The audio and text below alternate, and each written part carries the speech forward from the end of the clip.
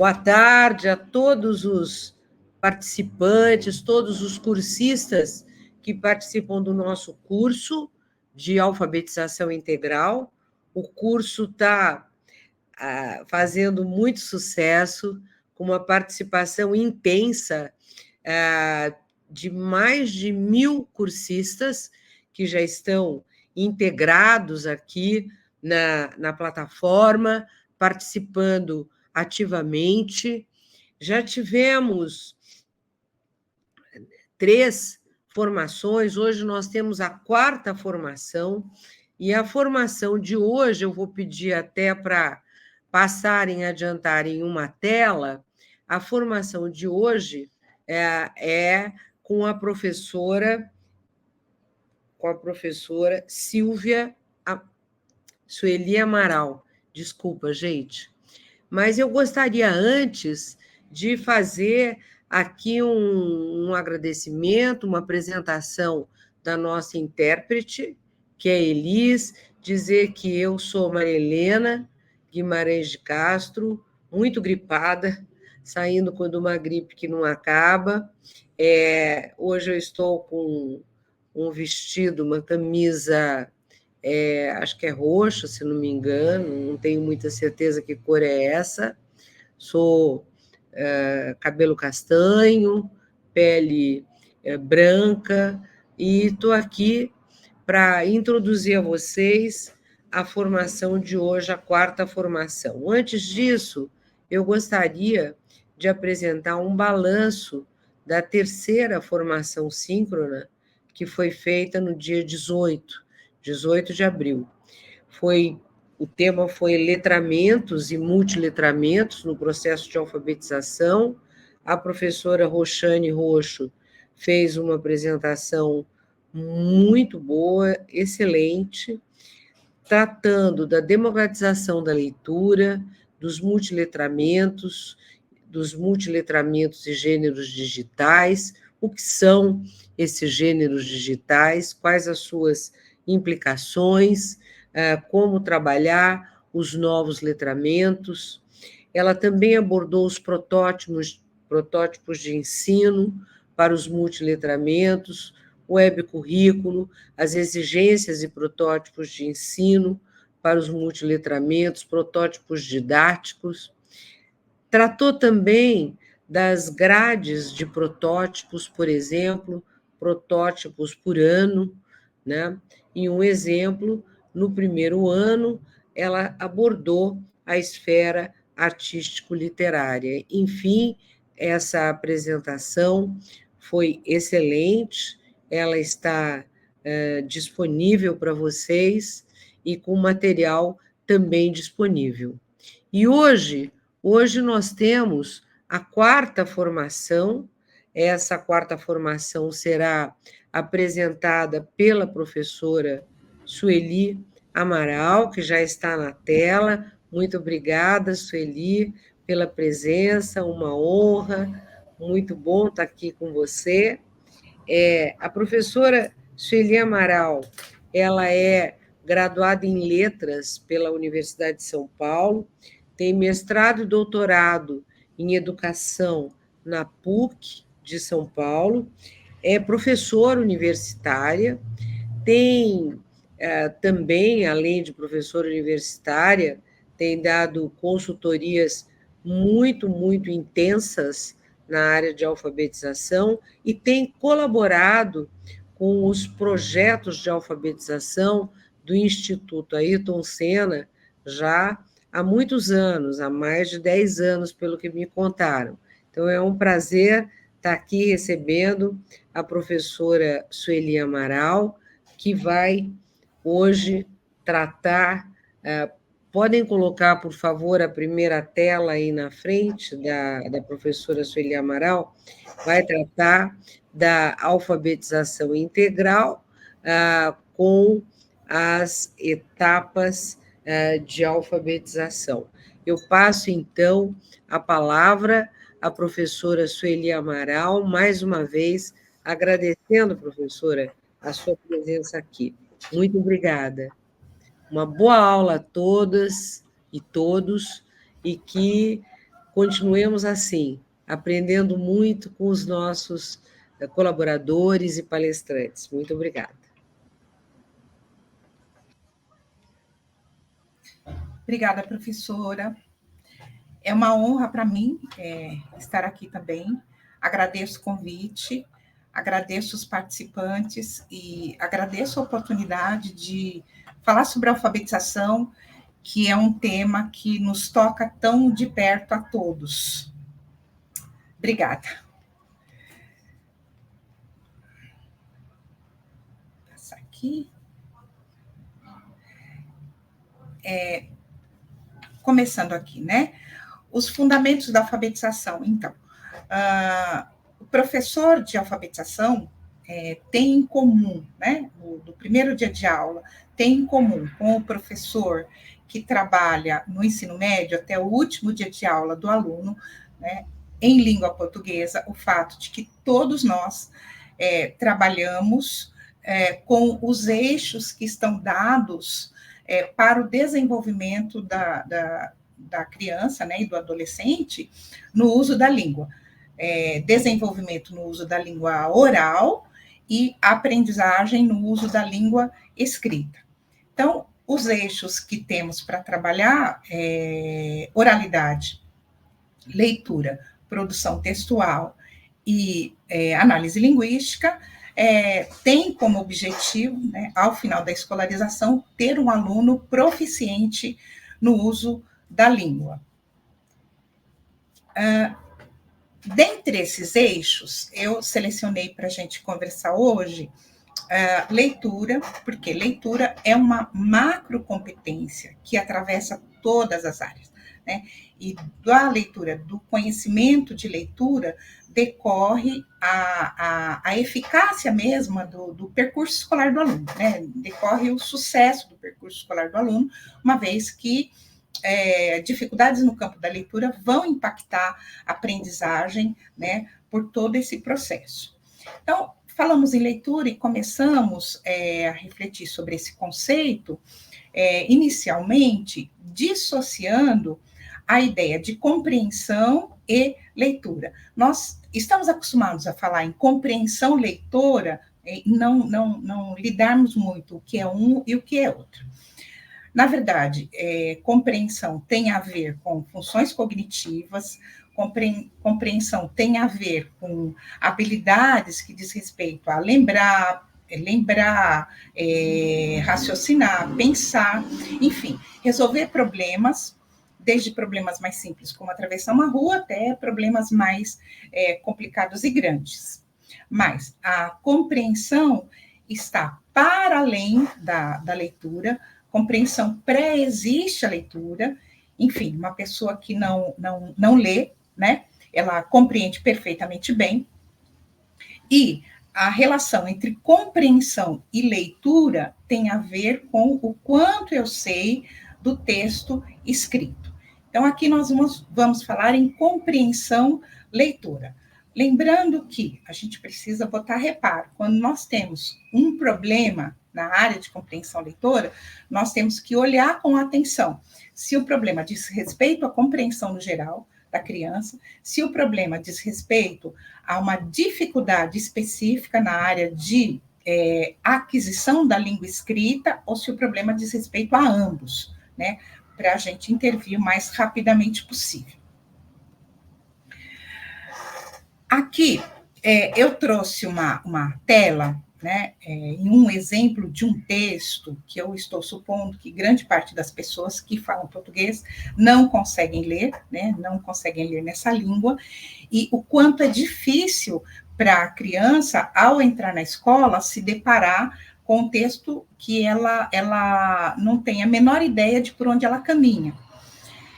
Então, um texto como esse nos mostra que é importante que a criança saiba a direção da escrita, onde é que ela foca o olho, qual é a primeira palavra do texto, por onde ela começa a ler. Ela começa a ler da esquerda para a direita ou da direita para a esquerda. É importante que ela saiba a identidade de cada letra, onde começa e onde termina a forma da letra. Importante que ela saiba qual é o som que essa letra representa e como é que essa letra está colocada na palavra. Nós, que somos leitores, sabemos que conseguimos inferir que um conjunto de letras separados por espaço em branco é uma palavra. Então, nós sabemos onde estão as palavras. Mas, ficando para fora da cerca de arame farpado, que é a incapacidade de decodificação do escrito, né? Nós não somos capazes, nós que não somos leitores dessa língua, não somos capazes nem de converter a letra em som, nem de, ao converter a letra em som, relacionar este som vocalizado, oralizado, a uma palavra com significado na memória, a nossa capacidade de compreensão do texto é muito, muito, muito, muito pequena, né? Nós não avançamos além de saber que nós temos ali palavras escritas. Então, nós vamos trabalhar em compreensão leitora, considerando duas etapas. Uma etapa que se dá pela decodificação e uma etapa que se dá pela automatização da leitura, e sendo que nessas duas etapas pressupõe um avanço nas competências gerais da compreensão. Então, sim, numa sociedade letrada, em que há uma forte demanda, né, pelo respostas em nível de letramento, o avanço na compreensão leitora é impactado, sim, pelo quanto eu sei de leitura e quanto essa leitura pode me ajudar a avançar, né?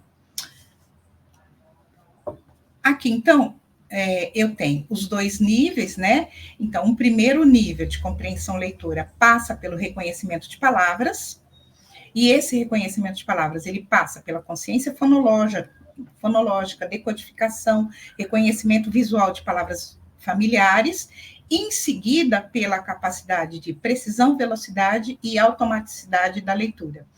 Em outro campo, ele passa pela compreensão da linguagem e por um conjunto de habilidades cognitivas que estão no campo da linguagem oral.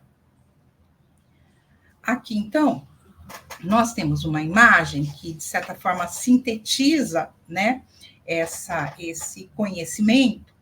Então, nos fios amarelinhos, é possível perceber que eu tenho consciência fonológica, decodificação e reconhecimento automático de palavras.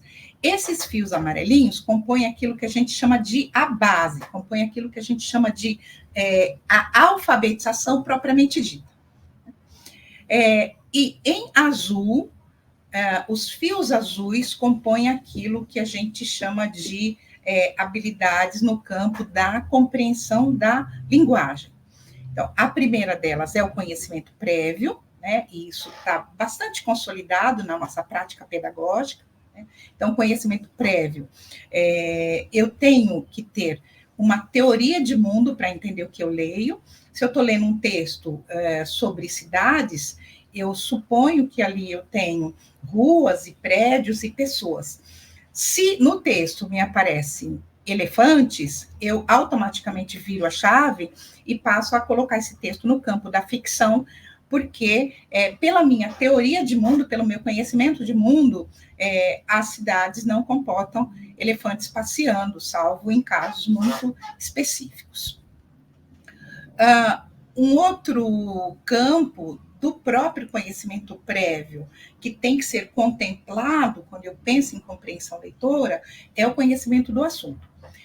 Nós sabemos o quanto é difícil você fazer a leitura de um texto de uma área específica, de qualquer área profissional, né? Se você não é da área. É um texto destinado a médicos, é um texto destinado a mecânicos, enfim, e da dificuldade que também outros profissionais têm ao ler um texto da área da psicologia, da pedagogia, dificuldade que é ler um texto do Piaget, ler um texto do Vygotsky, enfim.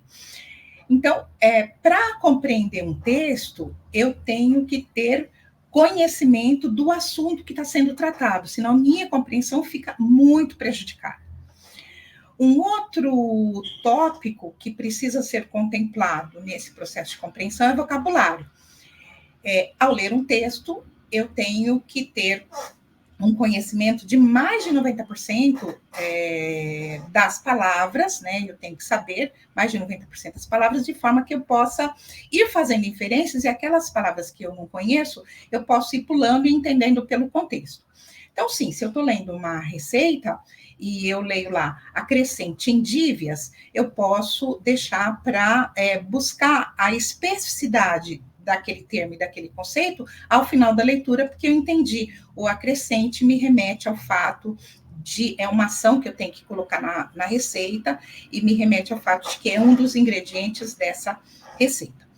Então, o vocabulário um outro, o conhecimento da língua, né? Então, eu tenho que ter um conhecimento da língua, porque eu tenho elementos de coesão no próprio texto que me dizem que eu posso recuperar informação, que eu posso continuar o assunto, que me mantém de quem eu estou falando, enfim. Eu tenho que ter um conhecimento da língua para compreender o texto. Tenho que ter um conhecimento geral do campo da memória e da capacidade de fazer inferência e da capacidade de entender figuras de linguagem, como as metáforas. E tenho que ter, enfim, um conhecimento da própria leitura, saber onde circulam os textos e quais textos podem ser lidos, em quais ocasiões e para que eles servem, quem são os interlocutores e quais são as finalidades de cada um. Então, a compreensão leitora, ela vai se tecendo, né, de um lado com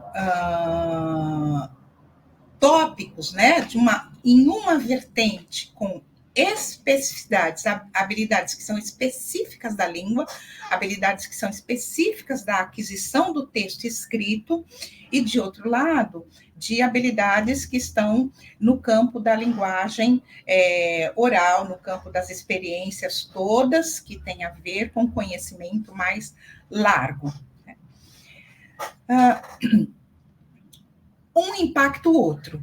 Então, quanto mais eu leio, né, quanto mais eu entro em contato com o texto escrito, melhor se torna a minha leitura, mais rápida se torna a minha leitura, e a minha leitura mais rápida, mais precisa, me libera recursos de memória, me libera recursos de atenção, para que eu possa ir articulando os outros conhecimentos, né, como conhecimento prévio, por exemplo, meu conhecimento da língua, vocabulário, enfim, para enriquecendo o texto.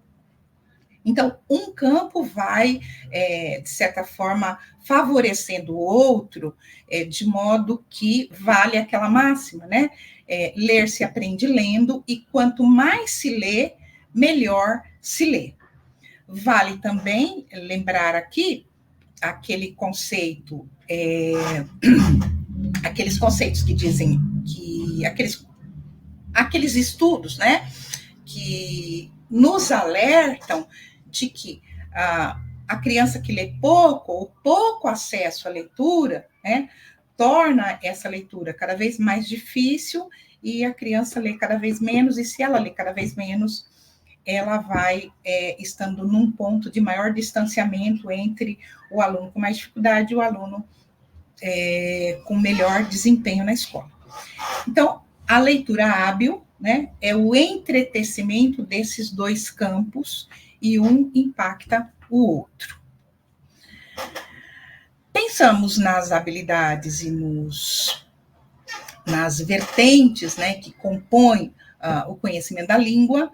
E, por outro lado, a partir dos anos 70, a psicologia começa a se debruçar em como é que as pessoas, e mais particularmente como as crianças, aprendem essa língua escrita, como é que as crianças acessam essa língua escrita, né? No Brasil, a partir dos anos 80, a gente tem Emília Ferreiro e Ana Teberoski, com a publicação do livro Psicogênese da Língua Escrita, né? E uma forte hegemonia por algumas décadas.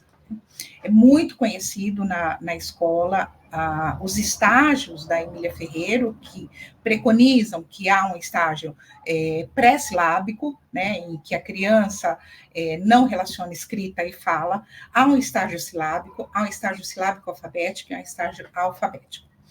Mais recentemente, a partir dos anos 2000, a tradução de outros autores, e no caso eu estou trazendo aqui a Linnea Arie, que fala em fases, e ela traz a fase pré-alfabética, alfabética parcial, alfabética completa e alfabética consolidada. Eu trago um pouco mais distribuído esses conceitos nessa tela, né? A fase pré-alfabética indica uma criança que lê com foco nos aspectos visuais. Então, ela consegue reconhecer, por exemplo, o logo, pelo logo de um supermercado, ela consegue identificar qual é o supermercado, ou de um refrigerante, ou de um rótulo, mas ela está levando em questão a forma das letras, ela está levando em questão as cores predominantes, ela está levando em questão os desenhos e as figuras que ela vê, né? O avanço dessa fase, e aí para todo mundo, o avanço dessa fase significa a fonetização da escrita. Quer dizer, a criança passa de uma fase em que, basicamente, a referência é visual, a referência não é a língua, né? E passa a entender que os sinais gráficos, de alguma forma, representam o que se fala, né? Então, no caso da Linnea Arie, essa fase é marcada por uma representação, mesmo que seja da primeira ou da última letra, né? Então, se o professor dita, por exemplo, palavras como tijolo, telefone, tatu, e a criança coloca T e fica evidente que ela colocou T, tendo em vista o som do T, ainda que todas as outras letras não correspondam, isso é uma pista, isso é um indicador que ela começa a agir já em função do som, né, e da língua falada, e está saindo daquela ideia de olhar só as pistas visuais. O avanço dessa fase é a capacidade que a criança tem de correlacionar todos os sons a todas as letras, né? Ela vai colocar pelo menos uma letra para cada som que ela escuta, e ela vai produzir uma escrita que é passível de leitura, ainda que tenha muitos erros ortográficos. Então, normalmente nessa fase, ela dá conta de construir sílabas do tipo consoante vogal, ainda que demore um pouco para construir sílabas do tipo consoante, consoante vogal, consoante vogal, consoante. O avanço dessa fase, então, vai ser, para essa abordagem, a fase alfabética consolidada, em que ela lê muito rapidamente, né? Porque ela não lê mais fonema, fonema, letra, letra, ela consegue ler por pedaços maiores, né? Por quê? Porque ela já tem na memória uma memória ortográfica de palavras que colam, né? Que está grudada. A forma ortográfica da palavra, mais o significado da palavra e mais o som da palavra. Então, ela lê por pedaços maiores, lê muito mais rapidamente e ela tem condição de ler, então, muito melhor. Aqui eu trouxe duas figuras de crianças muito no início, e é certo que em maio, né, poucas turmas terão crianças ainda nessa fase, né? Mas na escola pública, pelo menos, né, ao longo do ano, sempre é possível chegar crianças de uma outra rede, de uma outra escola, que está no estágio bem elementar de leitura. Eu gosto muito de olhar essa fase inicial e sempre trago um texto da professora Thelma Vaz, cujo título é Existe Vida Inteligente no Período Pré-Silábico?, em que ela nos alerta que há uma angústia dos professores quando se depara com a criança numa fase muito elementar, né, de conhecimento da escrita, porque o professor olha basicamente o que a criança não tem, né, e não consegue olhar o avanço que ela tem dentro da mesma fase, o quanto ela aprende dentro da mesma fase, não consegue olhar o percurso. Bom, ainda falando sobre essa tela, né? Então, essas duas crianças são crianças no estágio pré-silábico ou pré-alfabético. Eu, particularmente, gosto muito de usar o conceito da professora Magda Soares, que ela chama de pré-fonológico. Eu acho que dá bastante conta, né? Porque a palavra fonológico vem de fone, voz, né? Então, pré-fonológico. Ela não relaciona o sinal gráfico que ela grafa, ou o sinal gráfico que ela vê, com os sons que ela escuta. Em linhas gerais, então, a criança, para aprender a ler, né, e ela vai chegar num primeiro patamar de leitura, que é a decodificação, e para chegar na decodificação, ela tem que converter as letras em sons, converter a letra que ela vê em sons, combinar os sons para formar uma pronúncia e fazer corresponder essa pronúncia à memória de uma palavra, porque o que ela vai lembrar é a palavra, né? Ela não vai lembrar de uma pilha de letras soltas, ela vai lembrar da palavra. Então, nós vamos trabalhar, né, esses 3 tópicos, sempre tendo a palavra como referência. O primeiro campo, né, que eu trabalho, quando eu tenho aqui aquela criança numa fase muito inicial, muito elementar, de alfabetização, a primeira coisa que eu trabalho é a consciência fonológica. O que é a consciência fonológica? A criança usa a língua, né, a criança é capaz de dizer as palavras pausadamente, a criança é capaz de dizer, eu falei que quero tal coisa. Agora, diferentemente do uso, quando a gente fala em consciência fonológica, nós estamos falando em consciência desse uso. O mais básico é a consciência de palavras. Então, eu digo para uma criança pequena, a borboleta voa no jardim. Quantas palavras eu falei? E é possível que a criança diga uma, porque ela pensa no significado, ela diga uma, borboleta. Eu preciso levar essa criança a dissociar o foco que ela está no significado para a forma. Então, eu posso ter, por exemplo, trabalhar com bolinhas de massinhas, né? Várias bolinhas coloridas. Então, eu digo para ela, cada vez que eu disser uma palavra, eu te dou uma bolinha. Então, a borboleta voa no jardim, uma bolinha. Borboleta, outra bolinha. Voa, outra bolinha. Outra bolinha, jardim. Outra bolinha, né? Então, eu começo com brincadeiras desse tipo e vou a ponto de ela conseguir, se eu disser a borboleta voa no jardim, ela consegue me dizer, usando as mãos, a borboleta voa no jardim. Quantas palavras eu falei? 5. Em seguida, o que eu tenho, digamos assim, do que é mais fácil para trabalhar, eu tenho a consciência silábica. E a consciência silábica, eu começo com a segmentação das sílabas. Então, na palavra macaco, eu tenho a palavra macaco. Segmenta as sílabas. Em seguida da segmentação, eu vou trabalhar com manejo, né? Manejo. Se eu tirar na palavra macaco, qual que é a primeira sílaba? Ma. Se eu tirar o ma, o que é que fica? Caco. Se eu tirar o co, o que é que fica? Maca. Então, esse trabalho com a segmentação silábica, um trabalho de reconhecimento das rimas, então, corre com tia, na casa da tia, reconhecer onde é que está a rima. E, por fim, o mais difícil, a consciência fonêmica, que começa a se instalar a partir da alfabetização melhora, né, a alfabetização, é aquilo que vai dar base para a alfabetização e, ao mesmo tempo, a alfabetização vai dar maior nível de consciência fonêmica. Então, consciência fonológica é um grande guarda-chuva, né, que tem vários segmentos, e eu vou trabalhar esses segmentos de acordo com o nível de compreensão da criança. Mas, certamente, eu tenho que trabalhar consciência fonológica como um suporte da alfabetização. Então, aqui, né, consciência fonológica, capacidade de identificar, analisar, manipular os componentes sonoros da língua, independentemente do seu significado. Basicamente, na alfabetização, eu vou trabalhar com sílabas e fonemas.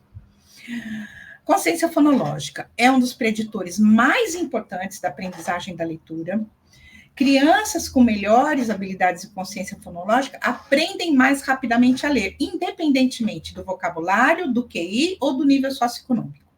E, por outro lado, também os estudos apontam que crianças com dificuldade em consciência fonológica a dificuldade em consciência fonológica é um aspecto que está presente quando a gente pensa em maus leitores e bons leitores. Então, aqui eu trago para vocês um exemplo da Helena, né? A Helena foi alfabetizada na pandemia, e no ensino remoto, a professora reparou que a escrita dela, toda vez que tinha um ditado, ela escrevia um número muito grande de letras, colocava um número muito grande de letras. E ela e outras crianças, né, a professora optou por fazer um trabalho individualizado e optou por fazer, então, 6 encontros de 10 minutos cada um, trabalhando, inicialmente trabalhou com consciência de palavras, né? Então, à medida que ela aprendeu a contar palavras no fluxo da fala, ela passa a consciência silábica e manejo de sílabas. A cada esses 10 minutos de brincadeiras com a consciência fonológica, ao final, ela sempre dita a palavra e pede que ela escreva.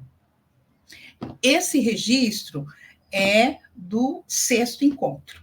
Então, a professora pede que ela escreva elefante, pede que ela conte quantos pedacinhos tem, e ela conta elefante, dinossauro, e a cada pedacinho a professora pede que ela escreva. E veja,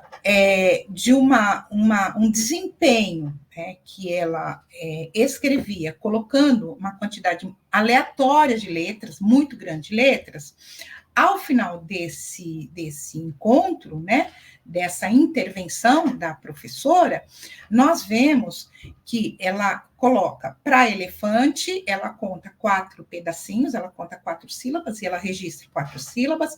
Para dinossauro, ela conta 4, registra 4. Para jacaré, ela conta 3, registra 3. Enfim, fica evidente que ela está registrando a letra, tendo como referência a fala e as partes da fala que ela conta. O que nós vemos aí indica que ela não tem um bom repertório de letras. Ela não conhece todas as letras, ela conhece algumas letras, mas mesmo assim ela sabe que para escrever ela tem que prestar atenção no que ela fala e nos pedacinhos do que ela fala. O passo seguinte, uma vez que a Helena tem consciência silábica, o passo seguinte foi trabalhar com consciência fonêmica e trabalhar aumentar o repertório de letras, trabalhar com atividades que diz respeito ao conhecimento de letras e trabalhar com atividades que diz respeito à leitura de palavras, né? E a Helena, enfim, foi alfabetizada ao final do 1º ano, ela chegou à escrita alfabética, como toda a turma, sem problemas.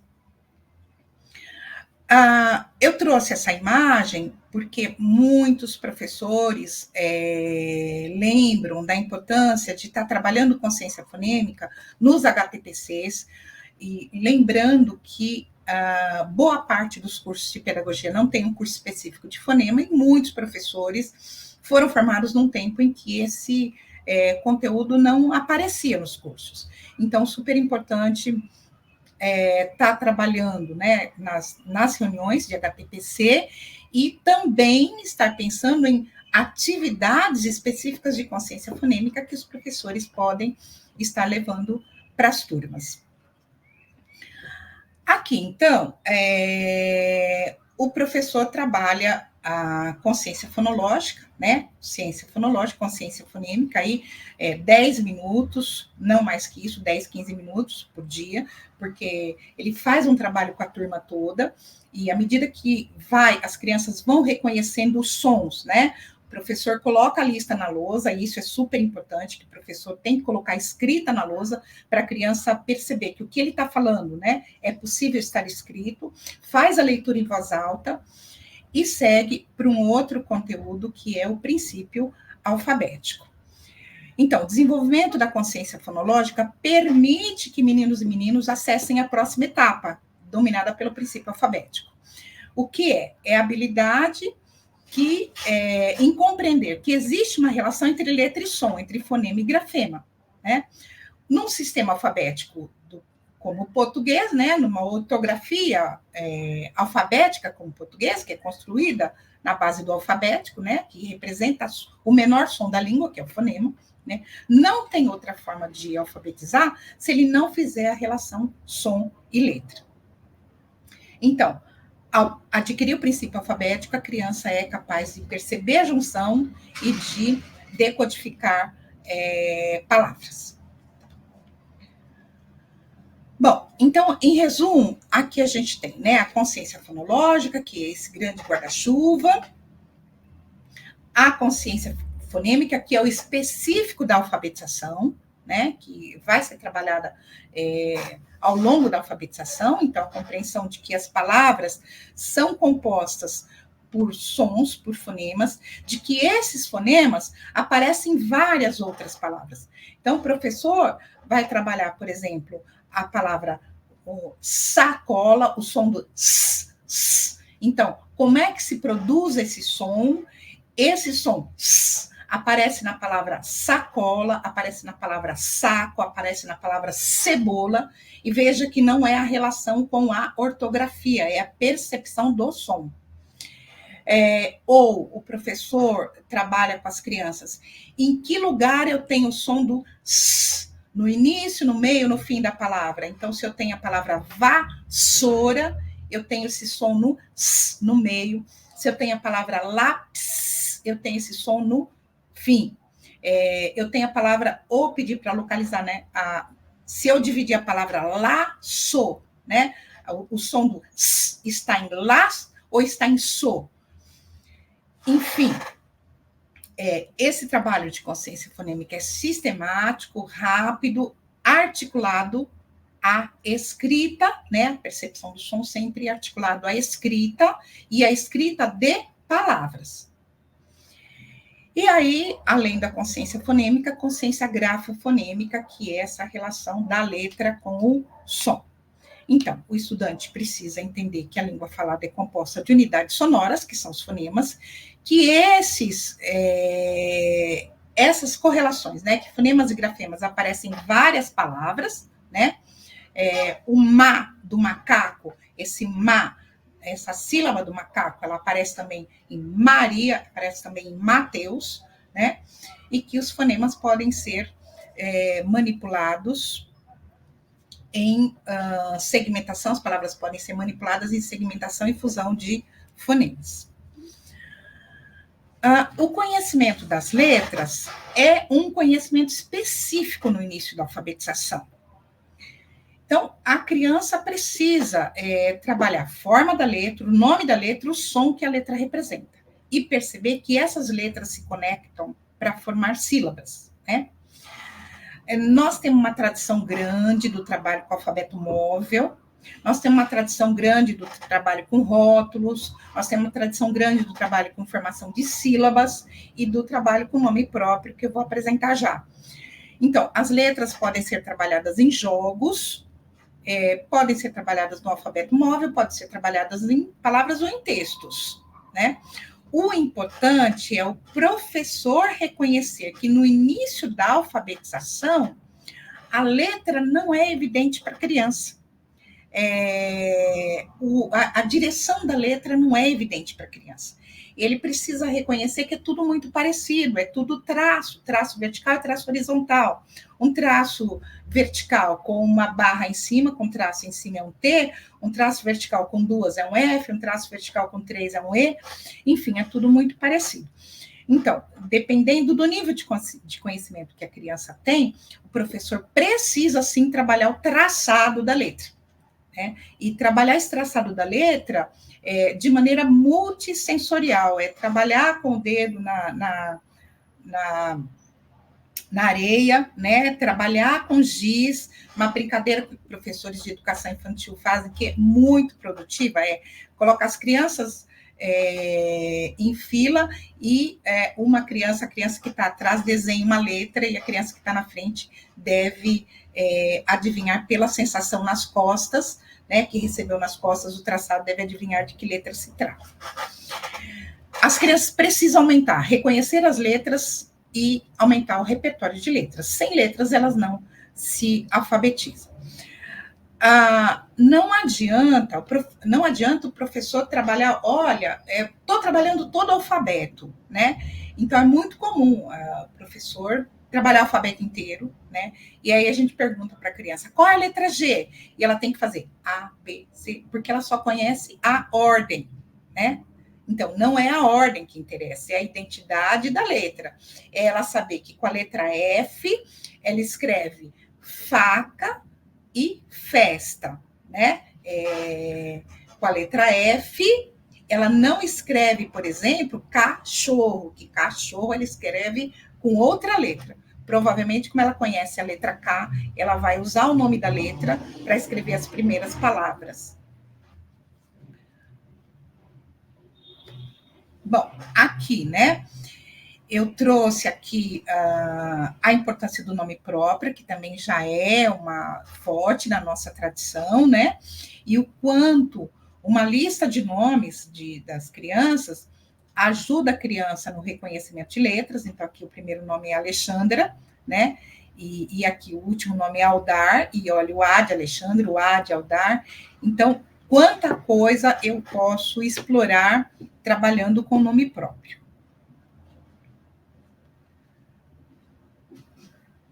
Bom, eu tenho, então, consciência fonológica, conhecimento de letras. E tem um terceiro ponto, que é o conhecimento da palavra inteira.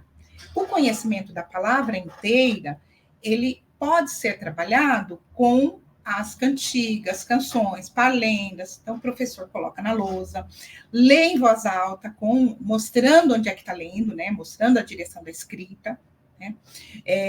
Lê uma vez, então o professor pode ler uma vez, as crianças lêem uma vez, o professor lê um verso, as crianças lêem um verso. Então, aqui, de abóbora faz melão, de melão faz melancia. Então, o professor lê, as crianças leem, o professor canta, as crianças cantam, e daí, né, a partir do conhecimento de memória, as crianças, então, vão usar esta habilidade para reconhecer palavras, para ler o verso inteiro, para ler palavras, né?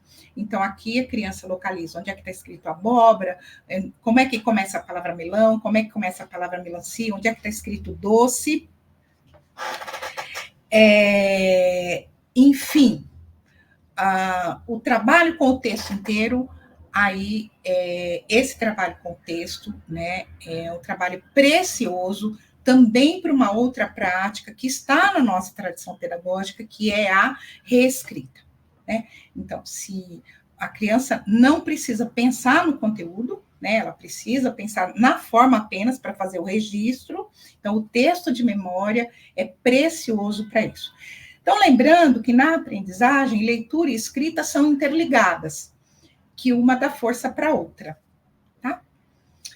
Bom, essas três dimensões, consciência fonológica, conhecimento de letras e conhecimento da palavra, leitura da palavra, compõem aquilo que nós podemos chamar de a base da alfabetização, né? E têm que ser atividades regulares e permanentes, né? Elas têm que acontecer todos os dias no início da alfabetização. Uma outra atividade que tem que acontecer todos os dias diz respeito ao campo da compreensão.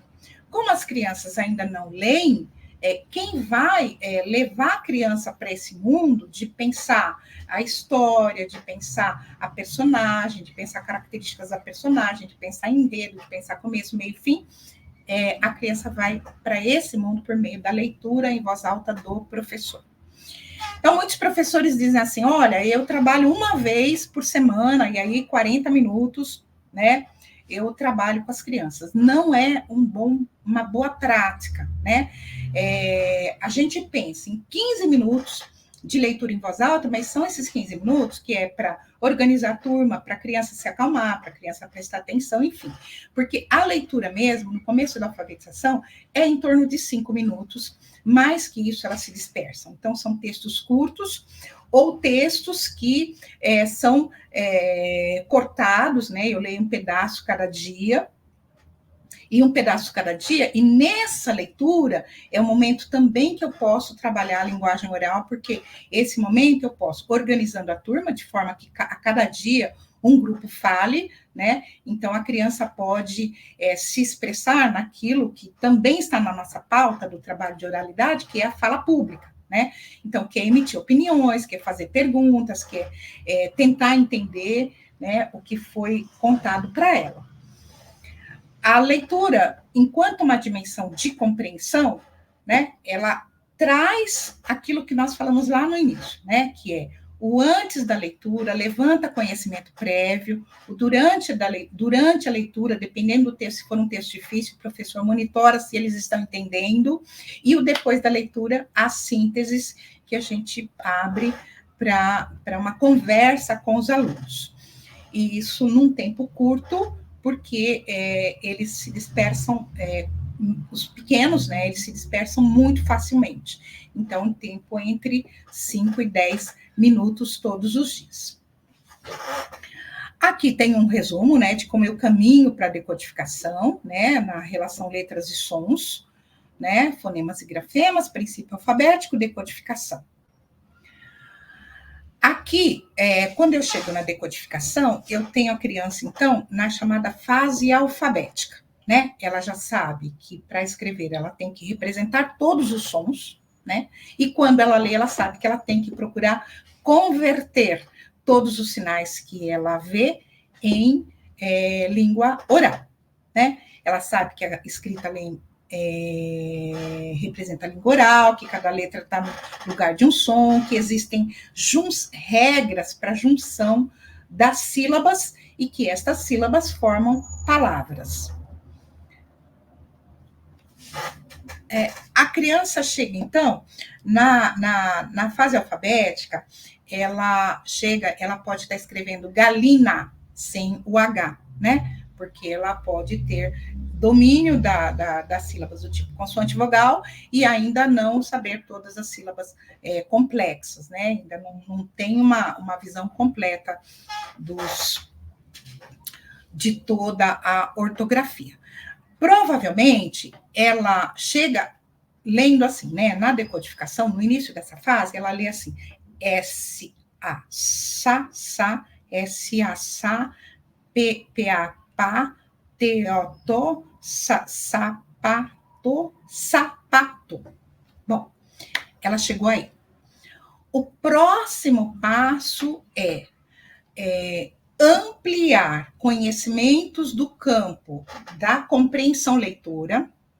Então, essa dimensão da compreensão leitora, conhecimento prévio, vocabulário, inferência, conhecimento da língua, ele está sempre caminhando, né? E no começo isso se dá pelo trabalho de leitura em voz alta do professor, mas à medida que ela começa já ter as primeiras experiências de capacidade de leitura, ela tem, aliás, antes, bem no começo, ela tem que estar com os livros, mas à medida que ela começa a ter a capacidade de ler, né, ela deve ter acesso a livros curtos, para a gente garantir autonomia à leitura. Então, essa dimensão, né, da compreensão, e por outro lado, nós continuamos com a dimensão da língua, né? Só que agora, no lugar do conhecimento de letras, nós vamos trabalhar com fluência. Nós vamos organizar um tempo específico para o trabalho com fluência. Então, aqui, né, os componentes da fluência é a capacidade de ler com precisão, ler com velocidade e ler com entonação, como se eu estivesse falando. Ler com precisão, né? Então, aqui nós somos capazes de imaginar que o pato nada na lagoa, mas eu não sei se é nada, né? Eu não tenho muita precisão, né? Então, eu não sei se é nada. Então, eu tenho que ter precisão em todas as palavras. Ler com velocidade. Veja bem, eu vou ler. efeitos de diferentes modificações estruturais sobre a difusividade térmica efetiva em sistemas com dupla camada, medida pela técnica de célula fotoacústica aberta, velocidade, tenho que ler o mais rápido possível, e ler com prosódia. Eu li esse texto com velocidade para lembrar que a fluência é uma ferramenta da leitura, mas ela sozinha não é a compreensão.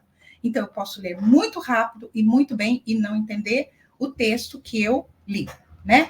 Então, continuamos naquela dimensão, né? Nós temos a base da língua, conhecimento da língua, e a compreensão leitora, né? Que a gente pode chamar de essa compreensão larga, né, de conhecimento prévio, todas essas habilidades que têm a ver com as funções cognitivas. E a prosódia? A prosódia é super importante, porque na prosódia, na leitura do professor, inclusive, é na prosódia que o narrador e o professor vai levar a criança a reconhecer as nuances, né, do texto, do personagem, né? Então, o professor lê assim, e aí o lobo falou para Chapeuzinho entrar na floresta, e a Chapeuzinho entrou. Lobo, eu falo, Chapeuzinho entra na floresta como se o lobo tivesse falado, eu vou tomar um copo d'água, e não é isso. O lobo é malicioso, o lobo é dissimulado, e o professor tem que garantir isso na leitura. Então, aqui, né, a prosódia, o professor vai dizer, o professor vai ler, o lobo falou, eu vou pegar a menininha. Não, ele tem que dar a ideia do perigo, né? E a criança vai perceber pelo tom de voz, né, que depois essas marcas serão, de certa forma, registradas pela pontuação, né? Então, a leitura é, o lobo falou, eu vou pegar a menininha. A vovozinha gritou, socorro! A menina sussurrou, estou aqui. Quer dizer, a voz do professor que dá essa dimensão. Então, a leitura em voz alta, o professor tem que levar em conta a prosódia sempre. Aqui, então, gente, a criança, na fase alfabética, ou nessa transição da fase alfabética, né, ela lê um texto como nós, que não somos falantes, quem não é falante de espanhol, né, lê um texto, e se for ler em voz alta, com muitas imperfeições em relação à precisão dos sons, em relação à precisão da sintaxe, da língua, né? Como é que eu vou fazer para essa criança ler cada vez melhor? Não adianta eu pegar um dia e chamar as crianças para ler em voz alta, para eu olhar, né, para eu ouvir se estão lendo bem, porque facilmente elas se dispersam. E não se trata de um dia e nem de uma única correção, né? Eu tenho que ter um tempo, aquele tempo que eu trabalhava com as letras, agora eu tenho que ter um tempo para fluência todos os dias. Então, eu posso pegar um texto culto e colocar em dupla, colocar as crianças em dupla, orientar que a cada vez que eu estou trabalhando com fluência, ela deve ler pelo menos 2 vezes o texto, né? 2 vezes, então ela lê 2 vezes o texto, estuda o texto, e depois lê em voz alta. Enquanto ele está lendo em voz alta, o colega está contando, então ele está lendo em voz alta e o colega está contando. 1, 2, mentalmente, né? 1, 2, 3, né? Então, o colega conta quanto tempo ele demorou para ler o texto. Depois, ele conta o que o colega, quanto tempo o colega demorou. E assim, eu vou dando ao aluno a consciência de que ele precisa trabalhar para ler cada vez mais rápido, para ler cada vez melhor, né? Sempre lembrando que desta leitura, cada vez mais rápido, cada vez melhor, o que vai acontecer? Ele, por meio de um mecanismo de autoaprendizado, e pelo fato de ver as palavras muitas vezes, essa palavra se torna familiar. Então, ele vê uma palavra, por exemplo, a palavra flor, uma vez, e aí ele faz um caminho para ler, né? Então, para ler flor, ele lê flor, né? A segunda vez que ele lê a palavra flor, ela já está naquilo que a gente chama de um léxico mental, como se fosse uma enciclopédia mental, ela já está no léxico mental. Então, ele lê com mais propriedade, né? A terceira vez ele lê melhor, e a partir daí ele lê muito melhor. Florzinha, florzona, florescência, floresta, e aí reflorestamento, etc. Né? Então, estou só insistindo que a dimensão do ensinar a ler significa ler muito, ler muitas vezes. Essa é a diferença. Então, o trabalho com fluência está muito na moda, né? Mas lembrando que o trabalho com fluência tem que estar na rotina dos professores dos anos iniciais, tem que estar na rotina, mas o trabalho com fluência, ele não é um trabalho em si. Como a dimensão da língua, ela não é um trabalho em si, né? Lembra quando a gente falou de gramática, né? Que eu saber que uma frase ela tem sujeito, predicado e objeto direto, etc. Ela não é em si. Ela é um conhecimento que eu preciso ter, porque eu preciso ter um domínio maior da língua para construir textos apropriados às finalidades que eu quero. Então, uma visão geral, né? Ao final do primeiro ano, eu consigo que 85% das crianças devem estar alfabéticas, não ortográficas, alfabéticas, né? Ao final do primeiro ano. As crianças que não estejam alfabéticas têm que estar já na fase ou silábica, ou alfabética parcial, ou fonológica, dependendo da abordagem, né? Mas ela tem que já relacionar letra-som, ela tem que já estar trabalhando com o princípio alfabético, né? Então, 85% das crianças tem que terminar o primeiro ano alfabética, sendo capaz de ler e escrever uma lista de palavras. Porque no segundo ano, vai passar por um trabalho sistemático de ampliação de leitura, a leitura em voz alta, a leitura de livros com autonomia, a leitura de os projetos com diferentes textos e um trabalho sistemático de fluência e em ortografia, um trabalho sistemático aí com os dígrafos e com as sílabas complexas, né? Para chegar ao terceiro ano na leitura hábil, né? Porque a partir do quarto, ela não tem saída. Se ela não chegar com a leitura hábil, ela já está com prejuízo, tá? Então, há um mau entendimento de que as crianças poderiam se alfabetizar no terceiro ano ou no segundo ano. Isso não é verdade. Para ela estar lendo bem um texto com 10 linhas, para ela estar respondendo questões de um texto com 10 linhas, ela precisa terminar o primeiro ano na fase alfabética, lendo uma lista de palavras. Então, aqui, né, chegar na fase alfabética consolidada, o vocabulário visual aumenta, né? Ela é capaz de ler muito rapidamente, e aí ela é capaz de transitar em textos de todas as áreas, porque ela gasta muito pouco recurso cognitivo para ler, né? Então, e a proficiência leitora tem a ver com o nível de exigência da criança, o nível que ela está. Evidentemente, né, ninguém vai pensar que uma criança de 9 anos vai ler um texto do Homero, né? Proficiência no nível do assunto, do vocabulário, do interesse da idade que ela está vivendo, né? Mas, no momento que ela está vivendo, ela tem que ler muito bem para conseguir aprender tudo que está posto para que ela aprenda.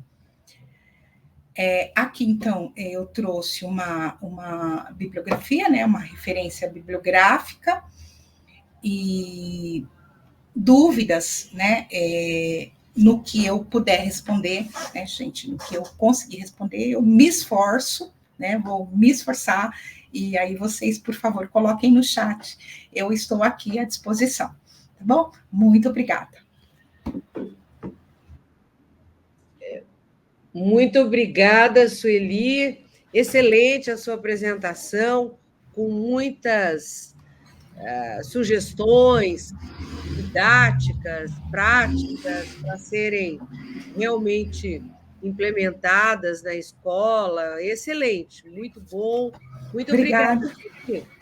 E as perguntas que estão aqui, eu até a Silvia tinha separado perguntas, minha internet caiu um minuto, né? Aqui tem uma pergunta considerando o processo de alfabetização, todos os pré-requisitos necessários, como fica a questão da letra cursiva dentro do processo de alfabetização? Essa é uma questão, Sueli.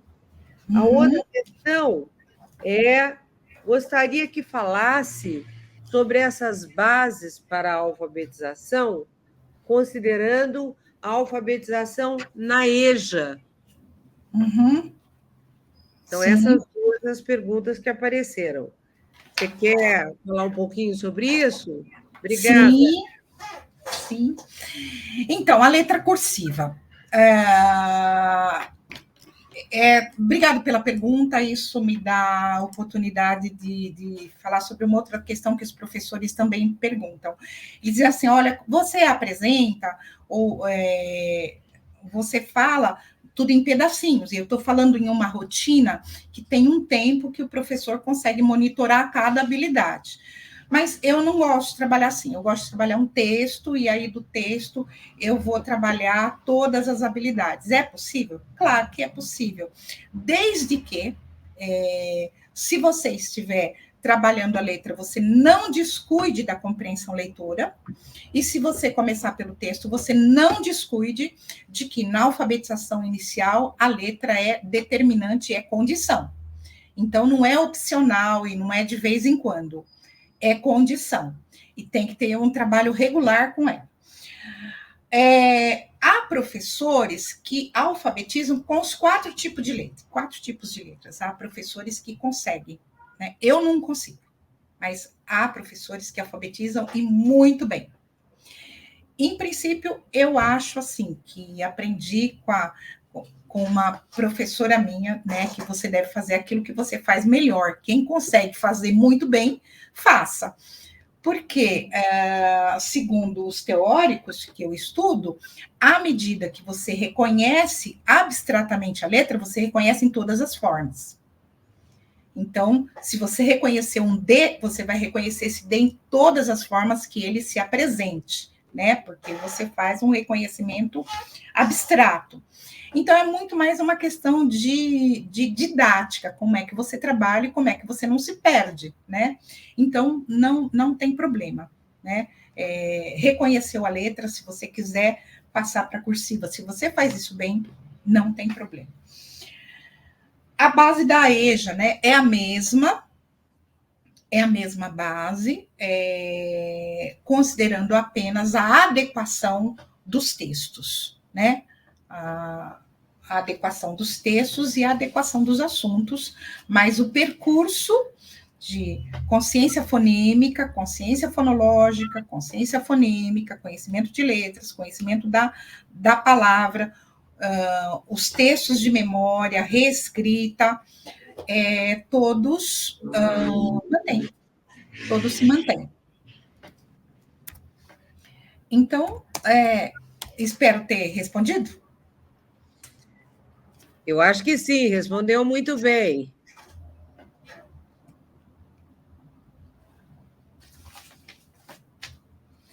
Eu acho que nós, enquanto vem mais perguntas, né, nós vivemos um momento muito privilegiado, né, em que a alfabetização vem dando certo desde os anos 90, né, em que pese que, a partir das avaliações, né, professora, as avaliações nos mostraram o nosso desespero, né, e você sabe bem disso, né?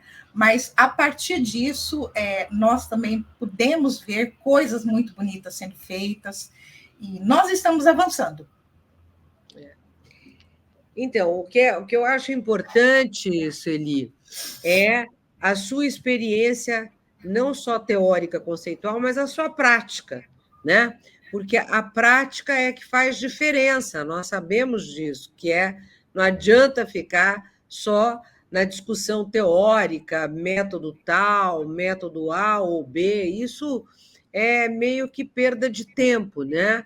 O melhor é, a partir dos métodos e a partir dos conceitos, das teorias já disponíveis, é possível trabalhar no chão da escola, na sala de aula, com práticas que realmente já demonstram que funcionam, né? E é isso que você traz aqui muito bem, traz elementos importantes, né, para a alfabetização. E a Angelita Escota pede para você, Sueli, trazer alguns elementos sobre a alfabetização matemática. Agora, eu lembro que a alfabetização matemática será objeto da próxima formação no dia 18 de maio, com a professora Kátia Smolli. Mas a professora Sueli está convidada a falar do assunto também. Sim, eu convido vivamente a professora a estar presente. Eu também estarei para aprender com a professora Kátia, né? E vejo que muitos professores falam que no início, né, uma dificuldade grande que as crianças têm é a língua escrita para aprender matemática, né? A língua escrita é também uma cerca de arame farpado, né? Principalmente para aquele grupo de crianças, né, que vai para o segundo ano, às vezes, né, até algum tempo atrás a gente tinha turmas inteiras que não sabiam ler no segundo, no terceiro ano, né? Então, a língua escrita tem que resolver o seu papel e abrir caminho para a especificidade da matemática, né? Para que o raciocínio, a criança possa se dedicar ao raciocínio da matemática. Mas eu venho também, professora, junto com você, para ouvir a professora Kátia Smolli.